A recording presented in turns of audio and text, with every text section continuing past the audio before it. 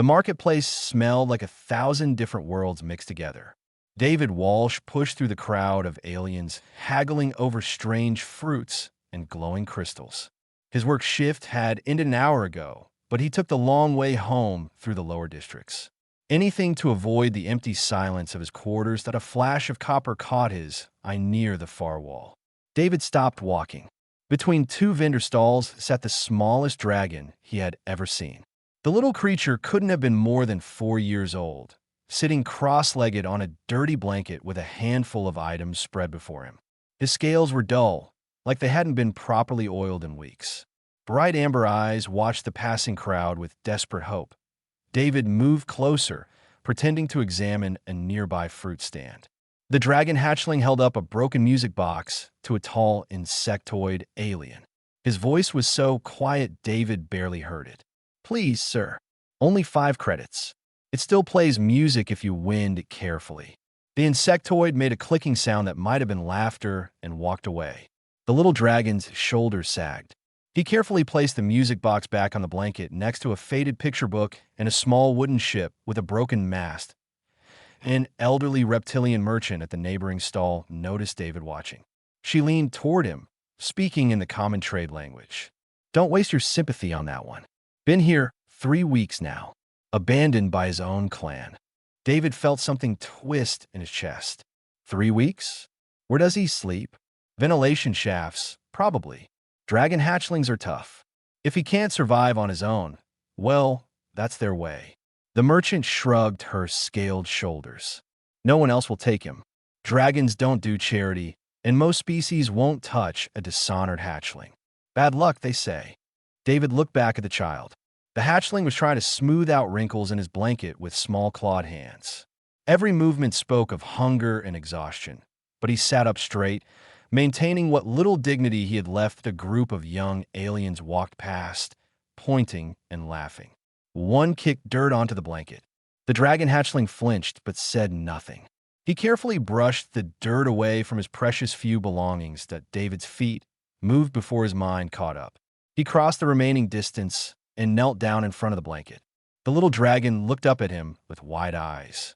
"Hello," David said gently. "What's your name?"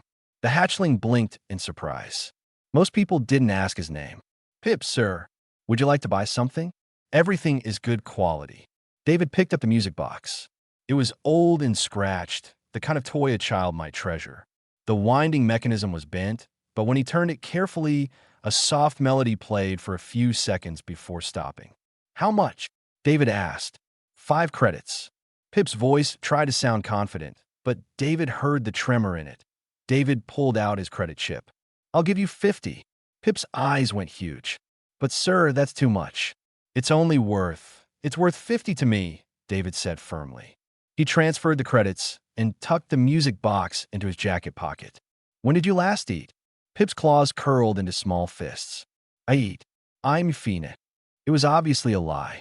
The hatchling's ribs showed through his scales, and his tail was wrapped tightly around his body like he was trying to take up less space in the world. David stood up slowly, not wanting to scare him. "Well, I hope you have a good evening, Pip."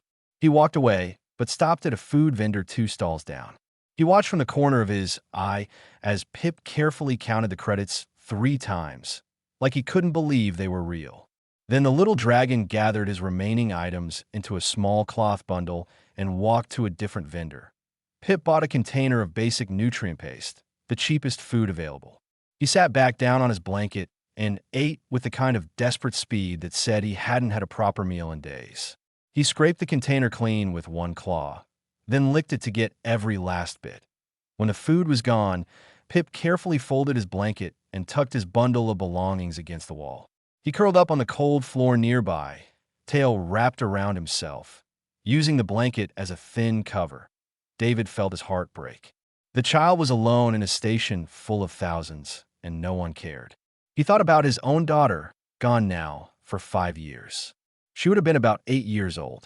He thought about the empty room in his quarters that he still couldn't bring himself to change. The crowd thinned as station's lights dimmed to simulate night cycle. Pip's eyes were closed, but his breathing was too quick for real sleep. Every time someone walked past, the little dragon tensed, ready to grab his belongings and run. David turned away and headed home. But back in his quarters, he couldn't stop thinking about amber eyes filled with fear and hope. He pulled out his datapad and started searching the station database. Dragon hatchling care, nutritional requirements, social development, cultural practices. The more he read, the angrier he became. Dragons believed in survival of the fittest. Hatchlings who couldn't keep up were left behind. It was their way, their culture, their tradition, but David was human. And humans had different traditions. That he looked at the music box sitting on his desk, playing its broken melody. Tomorrow he would go back to the marketplace. Tomorrow he would check on the small copper-scaled child who was trying so hard to survive alone. Tomorrow, and every day after that. Pip was trying to sell his picture book when a human came back. The hatchling recognized him immediately.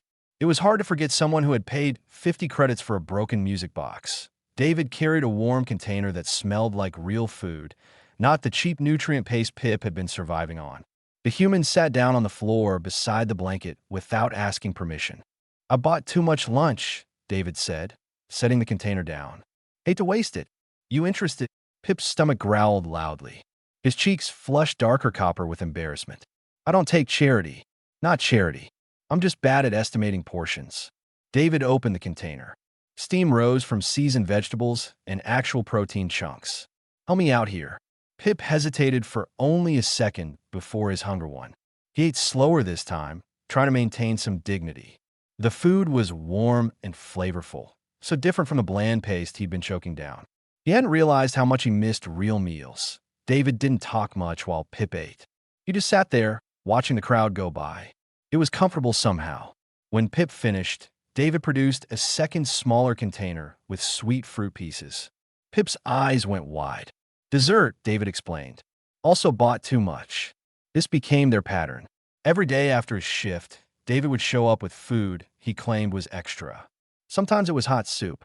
Sometimes protein bars and dried fruit. Always something different. Always more than Pip had eaten in weeks before David appeared. Other humans started noticing. One woman with kind eyes stopped David on the 5th day. "You know dragons don't bond like we do," she said quietly.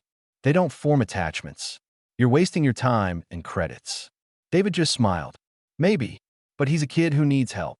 By the second week, Pip started waiting for David's arrival. He would glance toward the main corridor every few minutes, amber eyes searching. When David appeared, something in the hatchling's expression would lighten just a little. David learned things about Pip during their brief conversations. The hatchling's clan had been traveling traders. They'd stopped at Haven's Rest for repairs. When they left, Pip wasn't with them. "No explanation. No would-be. Just gone.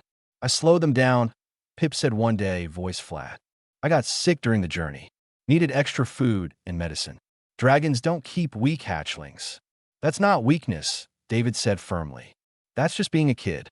Kids get sick." Pip looked at him with confusion. "Not dragon kids. We're supposed to be strong from hatching." David wanted to argue, but held back. Cultural differences were complicated. Instead, he changed the subject and taught Pip some basic negotiation tactics. The next day, when a merchant tried to cheat Pip on a sale, the hatchling used David's advice and got a fair price. The pride in his eyes made David's chest feel warm. Pip even laughed once. David had tried to greet him in dragon language and completely butchered the pronunciation. The sound of the hatchling's laughter was rusty, like he hadn't used it in a long time. But it was real. 3 weeks after their first meeting, a massive storm hit the station. Power fluctuated wildly. Lights flickered on and off. The environmental systems struggled to maintain stability. Station security ordered everyone to shelter in place. David waited in his quarters, but his mind wouldn't rest. Where was Pip? The lower marketplace would be freezing without proper power. The ventilation shafts where Pip slept would be even worse. He grabbed a thermal blanket and emergency light, then headed into the corridors despite the warnings. Other residents thought he was crazy. David didn't care. He searched the marketplace first. Pip's blanket spot was empty, items scattered by wind from the failing air systems. Panic set in. David searched faster, calling Pip's name. Other people stared but didn't help. Why would they? Just another abandoned dragon, hatchling. Not their problem. David found him in a maintenance shaft behind the food vendors. Pip was curled into the smallest ball possible, shivering violently. His small clawed hands clutched the wooden ship to his chest. Tears streaked his face, though he was clearly trying to stop them. Dragons weren't supposed to cry. Pip. David's voice was gentle. I've got you. The hatchling looked up. When he saw David, something inside him broke. All the walls he'd built to survive alone came crashing down. Pip reached for him with a desperate sound that wasn't quite words. David scooped him up carefully, wrapping the thermal blanket around the small, shaking body. Pip buried his face against David's shoulder and sobbed. The sound was heartbreaking. How long had this child been holding everything inside? It's okay, David whispered, carrying Pip through the dark corridors toward his quarters. I've got you. You're safe now. Pip clung to him like David was the only solid thing in a collapsing universe. By the time they reached David's home, the hatchling had cried himself into exhausted silence. David settled him on the couch, piling blankets around him. Pip's eyes were already closing. Don't leave, Pip whispered, the words barely audible. I'm not going anywhere, David promised. He sat beside the couch while Pip fell into the first deep sleep he'd had in months. The storm raged outside, but inside David's quarters, a small copper dragon was finally warm and safe. David looked at the sleeping child and made a decision. This couldn't continue. Pip couldn't keep living on the street, selling his precious few belongings just to survive another day. Something had to change. Tomorrow, he would ask Pip a very important question. Tonight, he would just let the exhausted hatchling rest.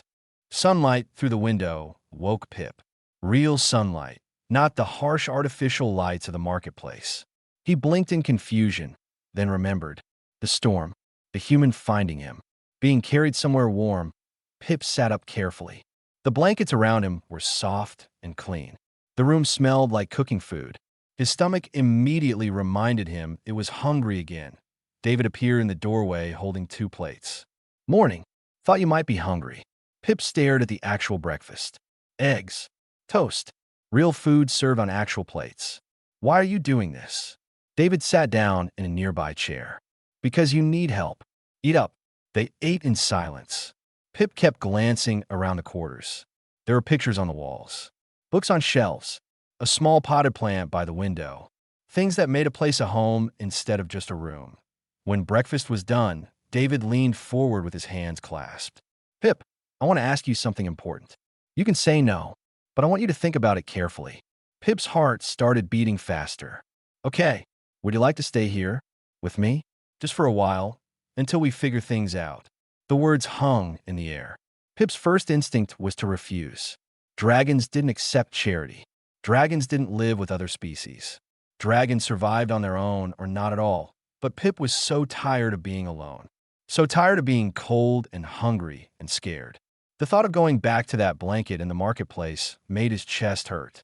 My clan said I was too weak, Pip whispered. They said I would never be a proper dragon. If I accept help, it proves they were right. David shook his head. It proves you're smart enough to accept a hand when it's offered. That's not weakness. That's wisdom. Other dragons would be ashamed of me. I'm not other dragons. And I think you're pretty brave for surviving this long alone. David's voice was gentle but firm. You don't have to decide right now. But the offer stands. A warm bed, regular meals, safety, for as long as you need it. Pip looked down at his claws. They were dirty and scratched from weeks on the streets. He thought about the ventilation shaft where he'd been sleeping. He thought about the fear that followed him everywhere. Then he thought about David searching for him during the storm when no one else cared. Just for a while? Pip asked quietly. Just for a while, David agreed, though something in his eyes suggested he hoped for longer. That afternoon, David took Pip to the medical center. Dr. Reeves was a human woman with gray hair and gentle hands. She examined Pip carefully, asking questions about his health history. Severe malnutrition, she told David while Pip sat on the exam table. Several minor infections. Dehydration, but nothing that can't be fixed with proper care and nutrition. She turned to Pip with a smile. You're going to be fine, sweetheart. Sweetheart. The word made Pip's chest feel strange. warm and confused at the same time. That evening, David's neighbors came to visit. Other humans from the colony brought food and supplies. They fussed over Pip, asking questions and offering help. One man brought children's books. A woman brought a heat lamp, explaining that dragon hatchlings needed extra warmth. Pip was overwhelmed by the attention. Dragons didn't gather like this, didn't share freely, didn't smile at strangers' children, and offer help without expecting something in return. It was bizarre and wonderful and terrifying all at once. At the tea dinner, David invited two other human families to join them. The children were excited to meet Pip, asking endless questions about dragons and flying and breathing fire. Pip explained he was too young for fire yet, which made the kids even more curious. They ate together at one big table, passing dishes and laughing and talking over each other. It was chaos. Pip had never experienced anything like it. Dragon meals were quiet, orderly affairs where hatchlings ate after the adults finished. But this was different. The human children grabbed food first. Adults served them with smiles. Everyone talked at once, telling stories and making jokes. One little girl spilled her drink, and instead of punishment, her mother just laughed and cleaned it up. After dinner, David showed Pip to a small room.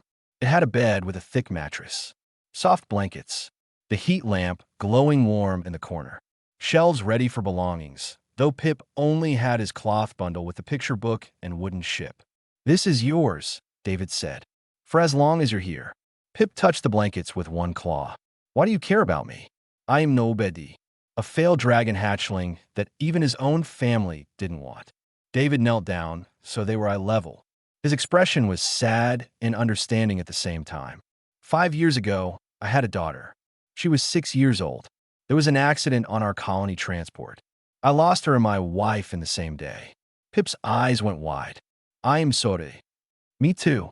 For a long time, I was just going through the motions of living. Working, eating, sleeping, but not really alive." David reached out slowly, giving Pip time to pull away. When he didn't, David gently touched the top of the hatchling's head. Then I saw a small dragon trying to sell a broken music box, and something in me woke up. "You reminded me that there's still good I can do in this universe. That caring for others is what makes us who we are. I don't understand humans," Pip said softly. David smiled. "That's okay. You don't have to understand. You just have to let yourself be cared for." "Can you do that?" Pip thought about his clan leaving without him, thought about the cold nights and empty stomach, thought about David searching for him in the storm. He thought about the word sweetheart and the warmth in this human's eyes. "I can try," Pip whispered. That night, Pip slept in a real bed for the first time in his life. The official summons arrived 3 weeks later. Pip was eating breakfast when David's communication device chimed. The human read the message, and his face went carefully blank. "What's wrong?" Pip asked, setting down his spoon. David hesitated. "There's going to be a hearing about you staying with me. The station council wants to review the guardianship arrangement." The food in Pip's stomach turned to stone. "They're going to send me away. No one is sending you anywhere." David's voice was firm. "We'll figure this out together." But Pip had already heard the whispers around the station. Other dragons were angry that a hatchling was living with humans. They said David was corrupting dragon culture, teaching weakness, making Pip soft. The hearing was scheduled for the following week. Pip spent those days in a state of quiet terror. He tried not to show it, but David noticed anyway. Humans were strange like that. They paid attention to feelings. 2 days before the hearing, Pip overheard David talking to Dr. Reeves in the next room. "They're going to take him," David said, voice tight with worry. "The dragon representative is demanding he be sent to one of their orphanages. Says I'm destroying his cultural identity. You've given him a home, health, happiness. I know, but to them, that's exactly the problem. Dragons believe hatchlings need hardship to become strong. They think I'm making him weak." Pip pressed himself against the wall, heart pounding. They were right, weren't they? He was weak. That's why his clan left him. Living with David had only proven it. He ate regular meals now, slept in a warm bed, felt safe. All things that made him less dragon and more of whatever confused thing he was becoming. That night, Pip barely slept.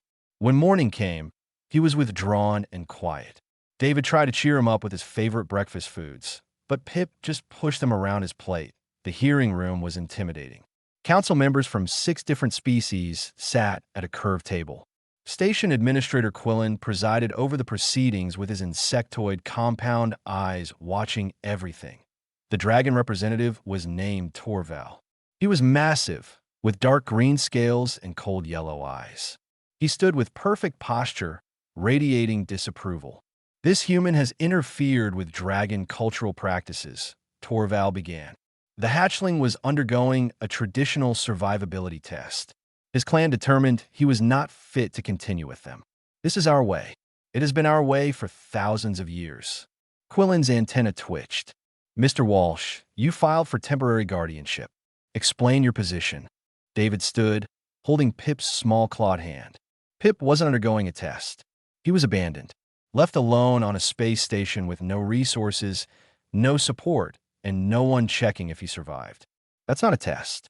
That's just cruelty dressed up as culture. Torval's eyes narrowed. "You dare judge our traditions." "I judge any tradition that leaves a 4-year-old child to starve in the streets," David said calmly. "Strength isn't just about surviving alone. Sometimes real strength is building communities that protect the vulnerable."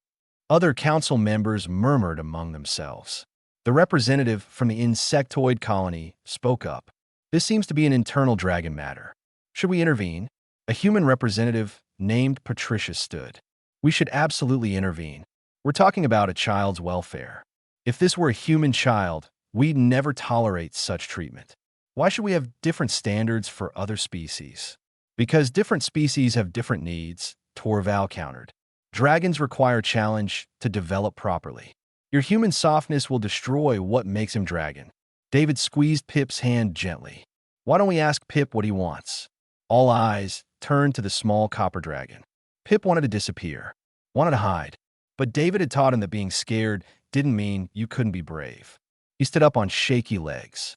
"I tried to survive alone," Pip said, voice barely above a whisper. "I sold everything I had. I went hungry. I was cold and scared every day.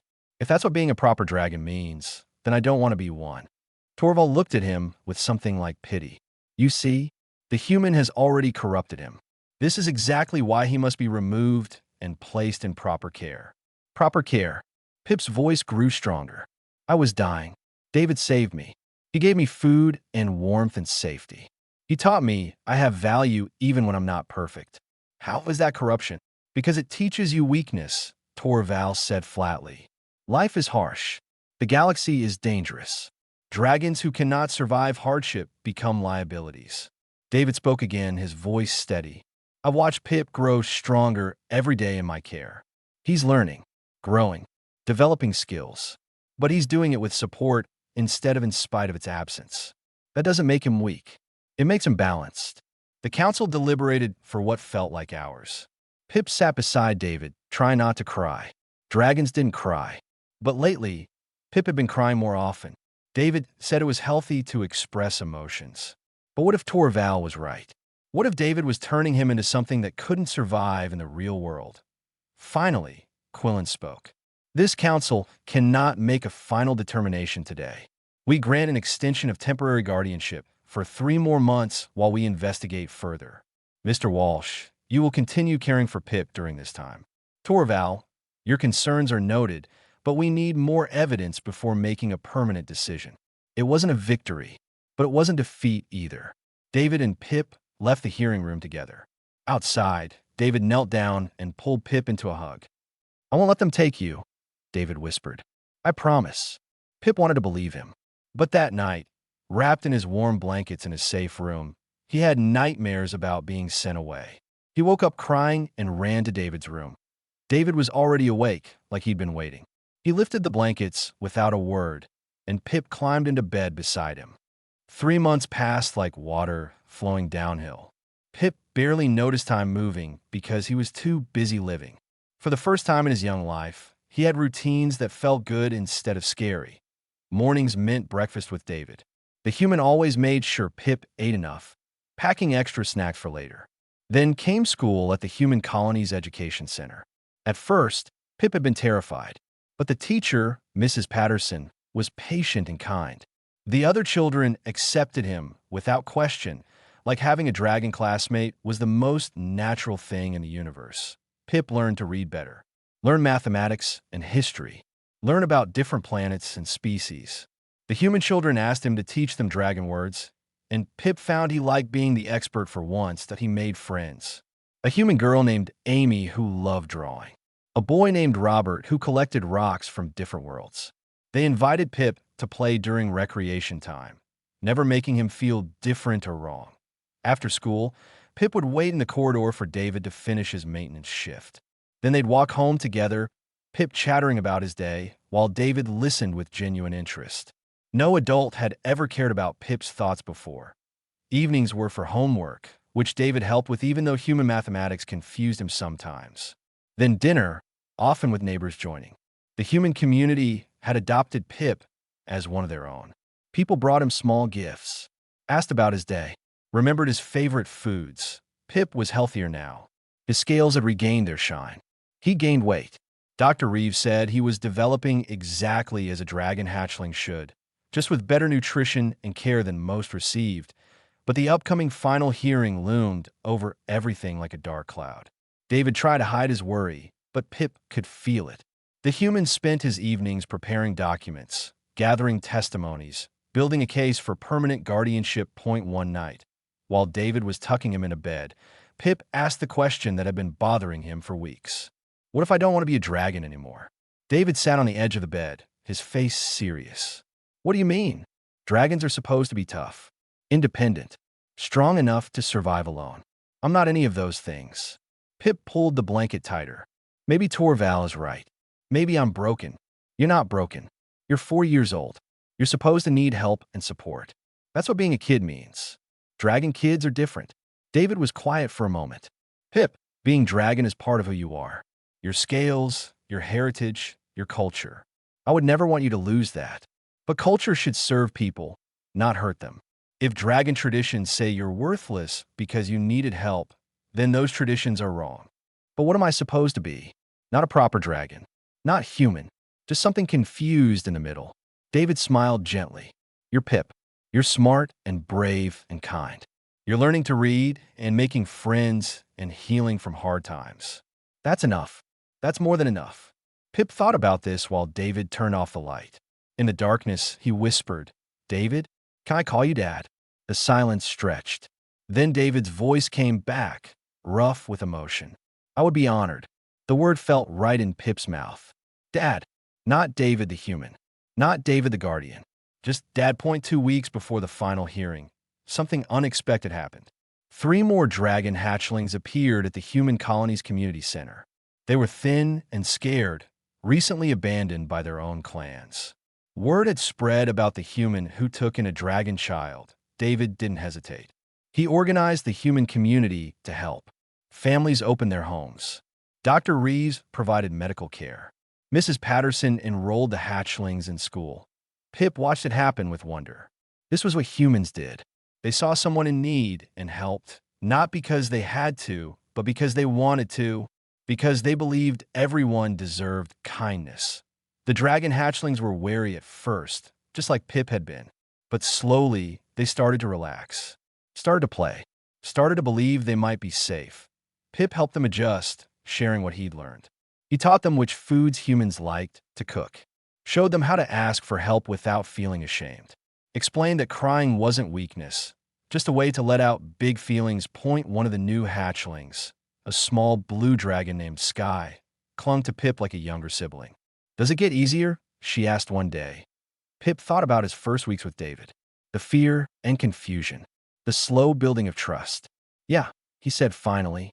It gets easier. The humans make it easier. When the final hearing arrived, the council room was packed. David had arranged for multiple witnesses. Mrs. Patterson testified about Pip's academic progress and social development. Dr. Reeves presented medical records showing dramatic health improvements. Several human families spoke about how their own children had benefited from learning alongside dragon hatchlings. Pip himself stood before the council and spoke clearly. I know I'm different from other dragons. I know I don't fit the traditional way, but I'm happy. I'm healthy. I'm learning and growing. David hasn't destroyed my dragon heritage. He's given me space to figure out what kind of dragon I want to be. Torval listened to everything with an unreadable expression. When it was his turn to speak, he stood slowly. 3 months ago, I believed this human was corrupting our young, Torval began. Everyone tensed. I believed our traditional methods were the only correct path. But I have observed what happened here. 4 abandoned hatchlings, all thriving under human care, all maintaining their dragon identity while learning new ways to be strong. He looked directly at Pip. Perhaps strength comes in many forms. Perhaps survival and thriving are not the same thing. Perhaps we dragons have been so focused on hardship that we forgot about growth. The council chamber went silent. Torval turned to Quillen. I withdraw my objection. Let the human keep his child. The council's decision was unanimous. David Walsh received full legal guardianship of Pip, with rights to formally adopt once the paper were processed. When Quillen announced the ruling, Pip felt something inside his chest release. A fear he'd been carrying for so long finally let go. David hugged him right there in the council chamber, not caring who watched. Pip hugged back, his small claws gripping David's shirt. Around them, the human witnesses cheered. Even some of the other species representatives smiled. Torval approached them after the formal proceedings ended. Up close, the large dragon was even more intimidating. Pip instinctively moved behind David's legs, but Torval's voice was gentler than before. Young one, may I speak with you? Pip looked up at David, who nodded encouragingly. Pip stepped forward, trying to be brave. Torval lowered himself to be closer to Pip's height. I came here believing I knew what strength meant. That independence was the only measure of worth. Your human father taught me I was wrong. He's good at teaching, Pip said quietly.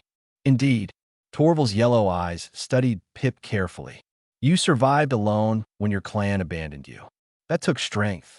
But accepting help when it was offered, that took even greater courage. I was wrong to call you weak. Pip felt tears starting and tried to stop them. Dragons didn't cry in public. But Torval surprised him by continuing. Our people have practiced abandonment for generations, telling ourselves it builds character. But perhaps it only builds loneliness. Perhaps there are better ways.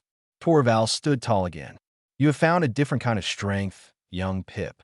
I hope you will prove me right about that. With that, Torval left. David placed a hand on Pip's shoulder.